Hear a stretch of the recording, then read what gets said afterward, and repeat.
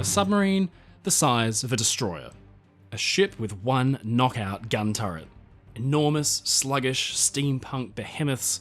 An aircraft carrier made out of a paddlewheel steamship. These are some of the most bizarre and unconventional warships of all time.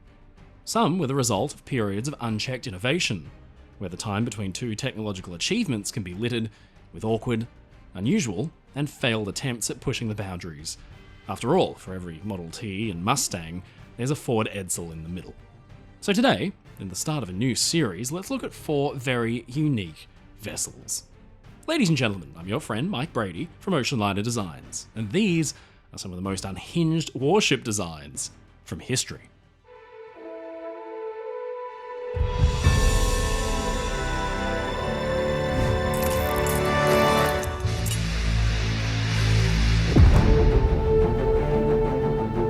Conventionally, and throughout maritime history, submarines have been small vessels compared to most of their naval fleet mates. They're designed to maneuver easily, navigate through tight spaces, and be difficult to detect. So one could imagine the surprise of sailors on one of 2 US destroyers in August 1945 when an anomaly popped up on their radar systems. Not only had they just detected the largest submarines the world had ever seen, but the submarine was actually larger than the destroyers themselves. What they had inadvertently discovered was the Japanese Sentoku I-400 class. These subs were 400 feet or 121 meters long and 39 feet or 12 meters wide. They had a surface speed of 19 knots, on the fast end for a submarine. They could motor out to sea for 4 months at a time and had a cruising distance of the equivalent of circling the globe 1.5 times before needing to refuel. No other submarine at the time was capable of these impressive feats. A sub of this size, capable of these speeds and having the ability to travel such huge distances, would have made the I-400 class vessels unique enough in their own right. But what made these submarines truly remarkable was that they had the ability to carry aircraft. Now, we've discussed previously on this channel the advancement of the aircraft carrier. We covered how they went from being mere afterthoughts in ship design to central figures in any one country's navy, shifting the focus of battle of the seas to the battle in the skies.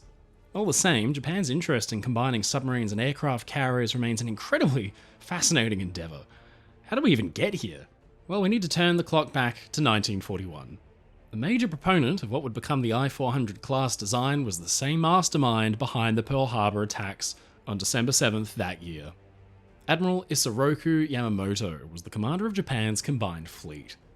After the Pearl Harbor attacks, Yamamoto was concerned about what would happen to Japan once the United States collectively got back on their feet and reassembled their battered navy. He decided that a series of surprise attacks was the best way for Japan to maintain military successes against the United States and keep their assets tied down. But he also knew that America was not easily going to be caught off guard again. Yamamoto was a big proponent for the concept of a submarine aircraft carrier. These vessels would be used to get Japan's aircraft near American cities without being detected. Aircraft carriers were big, relatively slow, nearly defenseless targets that needed a sizable escort. If a submarine could surface way offshore, then the surprise would be complete. The idea was that the submarines would surface, launch their planes by catapult, and then dive again before being discovered and stay in place. The aircraft would carry out their bombing raids, return to the area near the submersed vessel, and land on the water. A crane on board the boat would hoist the plane back on board. As a precaution, it was decided the submarines would also carry torpedoes for engaging any patrolling enemy shipping. This thought was not entirely a novel concept. Other navies, like the English, French, the Germans, and the Italians, had all experimented with aircraft carrying subs before the war. The theory was they could deploy their submarines like scouts to hunt for enemy shipping or threats. In fact, Japan had used something similar too, like the modified Type A1 submarines, a class of aircraft carrying cruiser submarine. But even though they were quite large, they could only carry a single airplane each, the relatively basic Yokosuka E-14Y. All told, Japan would end up fielding 36 aircraft carrying subs during the war. They refined the concept with the Type A2 sub, a larger boat with space enough for 2 planes. But Yamamoto wanted to push the boundaries by having the new class carry 3 planes on each sub. The initial targets of the new class were going to be New York City and Washington, D.C. But as World War II continued on through the design and building stage, Japan's focus turned to defending their homeland. With that, the new target for the submarines became the Panama Canal. Destroying the canal would cripple America's ability to get reinforcements quickly from the Atlantic to the Pacific Ocean, buying the Imperial Navy crucial time. The biggest design hurdle was actually storing the aircraft. A watertight 100-foot-long hangar had to be installed above the pressure hull where the crew lived and worked, which itself had to be given an unusual figure-8 cross-section to support the enormous weight on top of it. Making the hangar watertight was no mean feat either. It needed a huge 2-inch, 55mm thick rubber gasket around the equally huge vault-style steel door that had to be shut hydraulically or manually hand-cranked open from the outside. It left the I-400s vulnerable to depth charge damage, and it limited their operational depth. But the hangar would prove to be enormously useful, providing the subs with a massive storage space for cargo or provisions. Usually, in the hangar, you'd be able to find 3 Aichi M6A Siren float planes, a nifty little aircraft specifically designed for use on the subs. They folded up easily for transport, and they were powered by a cool Japanese-built version of the same engine that powered the Messerschmitt 109. They could carry a fairly impressive payload for aircraft of their size too, up to 850 kilograms or 1,870 pounds of bombs or a torpedo. It would take just 45 minutes to prepare and launch the aircraft from their catapult up on the deck. Now, figuring out a method for the planes to get back on the submarine was slightly trickier. Initially, it was thought by some the planes could be disposable, and the pilots could put their craft down on the water or even bail out and await rescue.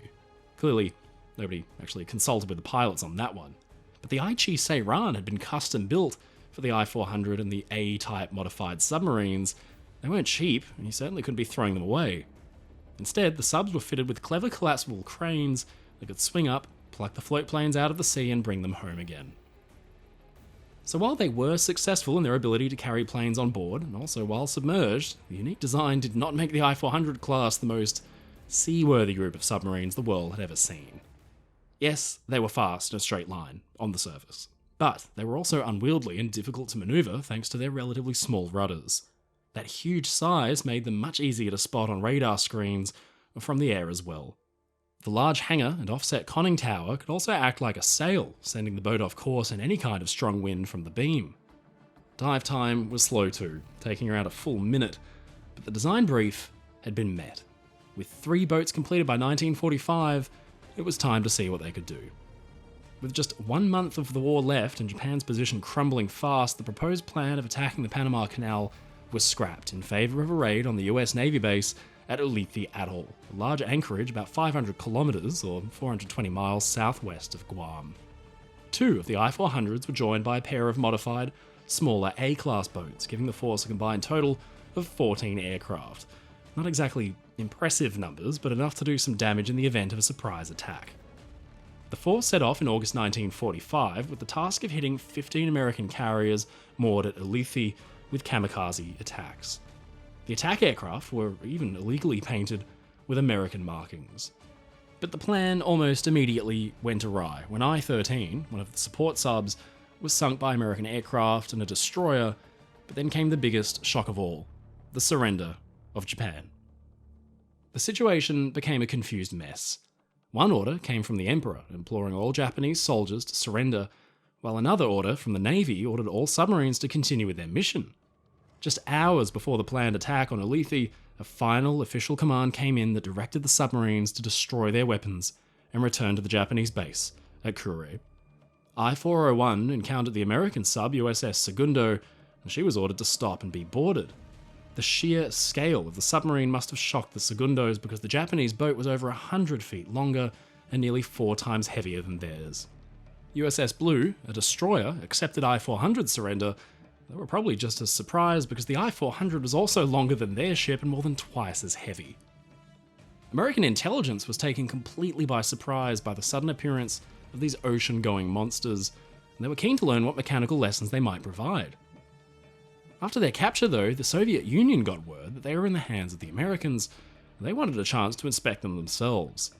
With the relationship between the United States and the Soviet Union quickly souring following the end of the war, the Americans scuttled the subs rather than let the Russians get their hands on them. They lay in about 2,300 feet of water off the coast of Oahu, and the wreck sites were discovered in 2013. Originally, a fleet of 18 I-400 type boats was planned, but that idea was scaled back to 9, and then, when the project's biggest backer, Admiral Yamamoto, died in 1943, just 5 subs. Of those 5 planned, only 3 were complete, and then only I-400 and I-401 ever made it to sea. Measuring the success of the I-400 class is tricky. They were large, hard to maneuver, and easy to find. They never had a chance to be put into practice with their arrival so close to the end of the war. But on the other hand, their purpose was to carry multiple aircraft on both the surface and underwater, and they certainly succeeded at being able to do that. So from a technological and engineering standpoint, they were a success. But you really have to question the validity of the strategy at play. A monstrous, resource-consuming submarine class capable of carrying only 3 small attack planes is extremely unlikely to turn the tide of the war. Heck, a whole fleet of 18 boats, even if finished, could carry just 54 aircraft between them. A single US carrier could carry 90 planes or more, and the US fielded more than 100 aircraft carriers. In the end, the I-400 class is another great example of the resource-consuming wonder weapon so favoured by the Germans and the Japanese, one which was unlikely to change the fortunes of war, but which chewed up a lot of time, energy, and steel. But it doesn't make them any less awesome.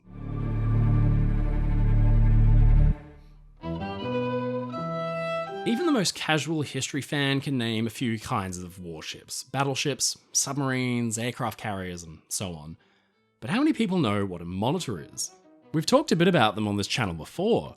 Some monitors look just like something a 5-year-old might draw for fun, but monitors played a very real role in many of the world's navies, and one of the strangest of the bunch is the Italian vessel Faa di Bruno. Monitors were not named after the lizard. The class was given its name by the famous USS Monitor of 1861, a Union ironclad made famous by the indecisive Battle of Hampton Roads, when that warship and a Confederate contemporary spent a whole day blasting shots at each other to no real effect. The concept was simple: a warship armed with a big turret gun sitting as low in the water as possible to minimise its silhouette. The low freeboard meant the class weren't very good seakeepers, and their operations were reserved for shallow coastal work. During the First World War, the Monitor had found success as a shore-bombarding vessel, and a simple and cost-effective method of mounting battleship guns on small hulls. Eventually, navies moved away from the shallow freeboard of earlier designs, and 20th century monitors began to more resemble destroyers, with tall hulls more suited to open ocean, but still fielding disproportionately massive guns. In 1916, the proposed Italian Francesco Caracciolo class of battleship was cancelled thanks to material shortage. It left the Navy with a sudden surplus of big guns. Guns which could make a difference in the war at sea. Instead of letting them go to waste, plans were drawn up quickly for a monitor to take them to sea. Faa di Bruno was the result, a confused hodgepodge of a ship that had more in common with an island fort than with a ship of the line. She was powered by 2 triple expansion steam engines discarded from British torpedo boats that pushed her to a maximum speed of 3.3 knots, about walking pace. Now, if that seems a bit reckless, fear not, because her maximum service speed was limited to just 2.5. The Faa di Bruno's crew was made up of 45 officers and enlisted men who were squeezed into her 182-foot, 55.5-metre long hull. When people describe the construction of monitors as being cheap and cheerful, they're not embellishing. But Faa di Bruno was quite unique, even in comparison to other monitors of the time. Her flanks and decks were built to a prismatic shape, like the armoured shell of a turtle, with the sides angled downward to guard against incoming shells, and her extremely low freeboard making her harder to sight and hit. Her deck surface was bare in typical monitor fashion, but featured a towering tripod mast which rose up behind the main gun turret and supported a protected bridge. Speaking of main gun turrets, yeah, wow, the massive 15-inch, 381mm guns were housed twinned in a revolving turret. I seriously cannot even imagine what it would have been like to be aboard this thing when those guns went off. Her hull, in addition to its prismatic shape, also had a concrete cofferdam, 9.5 feet or 2.9 metres thick, for added protection. Faa di Bruno was expected to engage enemy shore installations, so it was thought she'd need to be protected mostly from field artillery, so to that end, her protection was quite well thought out. It would be pretty hard to hit this thing from a couple of miles away with your 8cm field gun. Despite their unusual design, construction, and purpose, Italy actually invested in 14 monitors for their navy. They were designed to specifically meet 3 requirements. First, in being able to carry heavy, long-range artillery to disrupt the front line and allow a breakthrough in the Austro-Hungarian lines because the big battleship caliber guns had a maximum range of nearly 20 kilometers or 12.5 miles. Second, there'd need to be stable gun platforms to maximize accuracy and fire effect. And finally, they needed to be able to operate in extremely shallow coastal waters. To that end, Faa di Bruno, despite having virtually nothing above the waterline, featured only 7 feet, or 2.2 meters of ship, below the waterline. Now, to offset the dangerous propensity for rolling and even capsizing, she was given the beam, or the width, of an oceanliner or battleship, even though she was shorter than a destroyer. The Faa di Bruno and fellow monitor Alfredo Capellini did play a small role in the 11th of 12 battles of Isonzo. These were a series of conflicts between the Austro-Hungarians and Italian armies fought in the latter part of 1917. The Faa di Bruno and Alfredo Capellini, along with 2 British monitors, bombarded the Austro-Hungarian positions just as they had been designed to do, and although the battle was a victory for the Italians, the role of the monitors probably had very little to do with it. A few months after the Battle of Isonzo, the Faa di Bruno was hit by a storm, driven ashore and badly damaged. Now, perhaps signalling her importance to the Italian Navy as a whole, she was left stranded and not salvaged for almost a year. The Faa di Bruno was decommissioned in 1924, but returned to service as a floating battery under the name GM-194 at the beginning of World War II. The aging vessel was towed to Genoa, where she would spend the rest of the war. She was there when the Royal Navy bombarded the port in February 1941, and even fired off 3 shots in return, but that was all. After the Italian armistice, the strange vessel was captured by the Germans, who somehow thought she might be of some use and wanted to turn her back into a monitor, but the war ended before those plans ever came to pass. Ultimately, Faa di Bruno was scuttled in 1945 and dismantled. She was a strange ship, to be sure, with a rectangular profile and a sluggish maneuverability, but in some ways, she should be considered a success because she'd been designed to be a stable gun platform for the big 15-inch battleship rifles, and she was able to do just that for nearly 30 years. But as far as unhinged warship designs go, it's hard to think of anything more off the wall than Italy's first proper monitor. Often with technological advancements, you have a before and after and the slightly awkward in between. Battleships were no exception, and we've had a lot of fun talking about the weird time in the Royal Navy when wooden sailing ships, which had basically been perfected over hundreds of years, gave way to iron steamships, which often left a lot to be desired.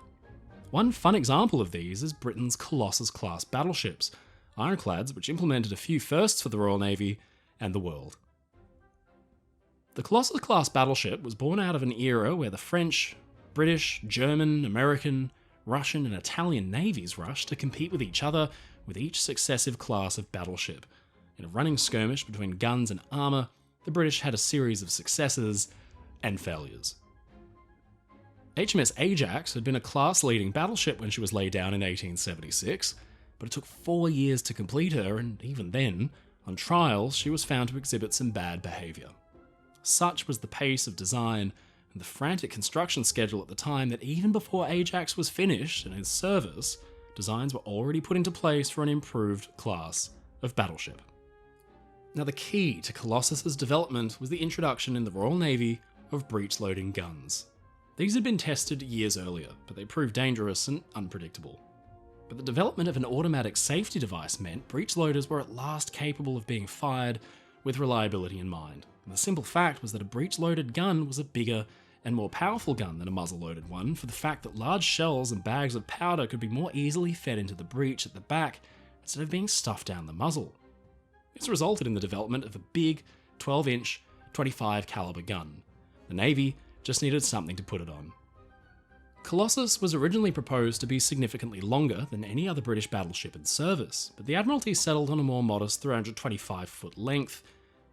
But still, her slightly longer hull and shallower beam meant she could squeeze an extra knot of speed out over her contemporaries. Colossus's true pioneering chops lay in the fact she was the first to use steel rather than iron for nearly all of the hull structure aside from the stem and stern castings, and she was the first truly modern battleship to field big, breech-loading rifled guns in turrets. The guns were impressive for the time. In trials, Colossus managed a blistering 4 rounds in 6 minutes from one gun and even scored 3 hits on a target at full steam. Breech loaders were just fast like that. In a naval battle, the amount of time and labour saved can make all the difference. On their sea trials, both Colossus-class ships performed well and vastly exceeded their contract design speeds, with Colossus, underloaded, hitting 16.5 knots, which threw up an enormous bow wave described as being like a solid wall of water 13 feet long. Crucially, they improved on the Ajax-class's sea handling characteristics, but they still left a lot to be desired. Gun ports were only 12 feet above the waterline, and if the ship rolled just 13 degrees, the gun's muzzles would kiss the water if they were trained to the side. They had a quick roll, which required the fitting of large tanks down below to stabilise them, but their massive height meant they were liable to catch the wind and be carried off course were the helmsman not paying attention. In fact, this is why Colossus has made this list for the most unhinged warship designs. She towered high out of the water, with a hull that stood up like a steampunk wall stories tall, and there in the centre of the ship were her twin gun turrets, which, thanks to the raised forecastle and stern, had to be offset to fire forward or aft. For good measure, she was fitted with a ram bow, a device that did much more to act as a bulbous bow and cut down her fuel consumption at speed. While the technological achievements of the Colossus class are notable, her career and that of her sister was more mundane. The pair engaged in training and testing, but were rendered obsolete just a few short years after their introduction. It must have been an exciting time to be a naval architect in the British Admiralty, when the government poured funds into creating the biggest and baddest warships the world had yet seen at an exponential rate. While they were definitely not without their growing pains, the Colossus class of battleship was a success, even if it was a short-lived one. With their towering hulls and funnels, the class certainly lived up to their name. They were true steam leviathans of the Victorian world.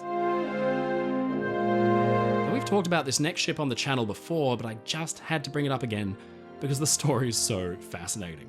That one time the US Navy converted a passenger-carrying paddle-wheel steamboat into a fully fledged medal-winning aircraft carrier, and it actually worked. In the early years of the Second World War, the United States had a bit of a problem. Its aircraft carriers were tied up in the Pacific Theatre, seeing desperate action in huge battles like Midway and the Coral Sea.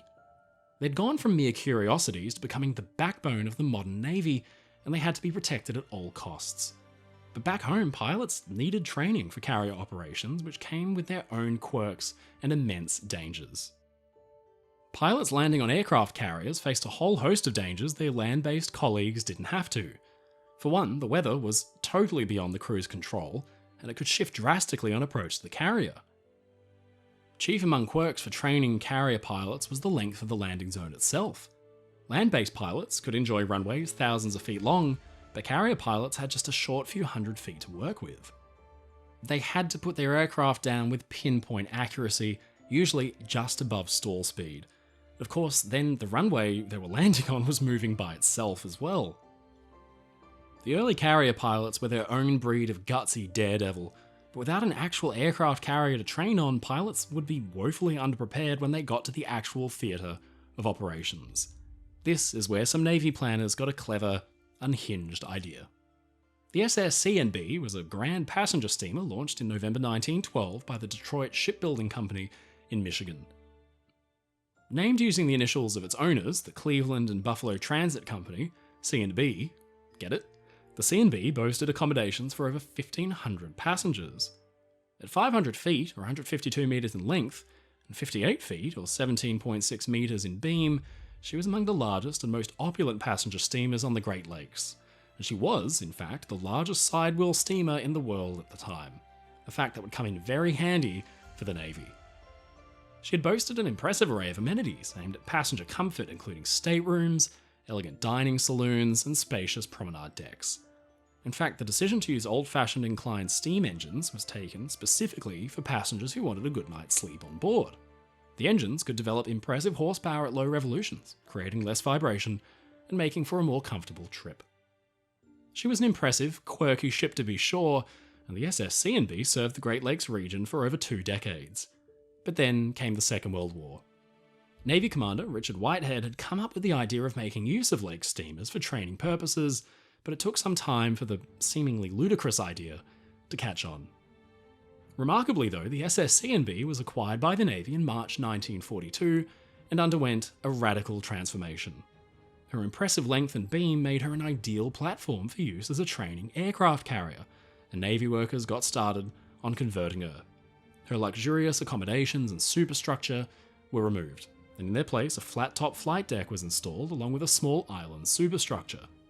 She was fitted with resting cables that would seize landing aircraft, and it was reported by the Buffalo Courier Express that 45 miles of welding and 45,000 bolts went into her. Commissioned as the USS Wolverine in August 1942, because Michigan is known as the Wolverine State, go Spartans, the vessel became one of 2 freshwater aircraft carriers alongside the USS Sable, tasked with training naval aviators in carrier takeoffs and landings. In fact, Sable had once been a sidewheel steamer too, the SS Greater Buffalo, built in 1924. The choice of the Great Lakes for these operations was strategic too, offering a safe, controlled environment away from the threat of enemy submarines and allowing for nearly year-round operations, albeit limited by winter ice. It was also a question of convenience and making the least impact on Navy resources.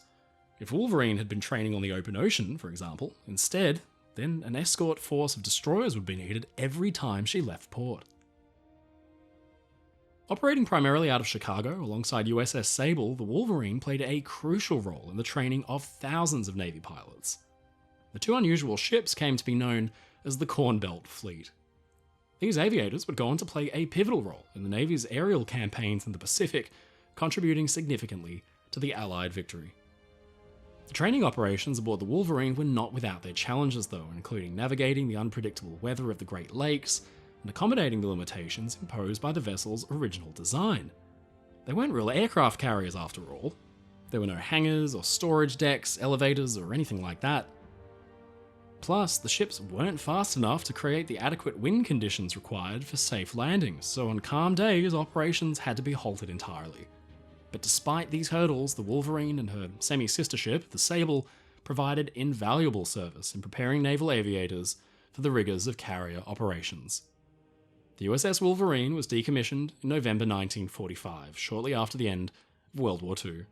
It had been an unusual end to such a unique ship, but C&B had served her country well and was scrapped after a successful 3-decade-long career. As a fun little footnote, it turns out that the owners, the C&B Transit Company, had vastly inflated the value of the ship when they sold it to the government, who, when they found out, were not happy and hunted down more than $250,000 from C&B stockholders. It wasn't very patriotic of C&B, wouldn't you say? So there you go, 4 of history's great, ridiculous warship designs.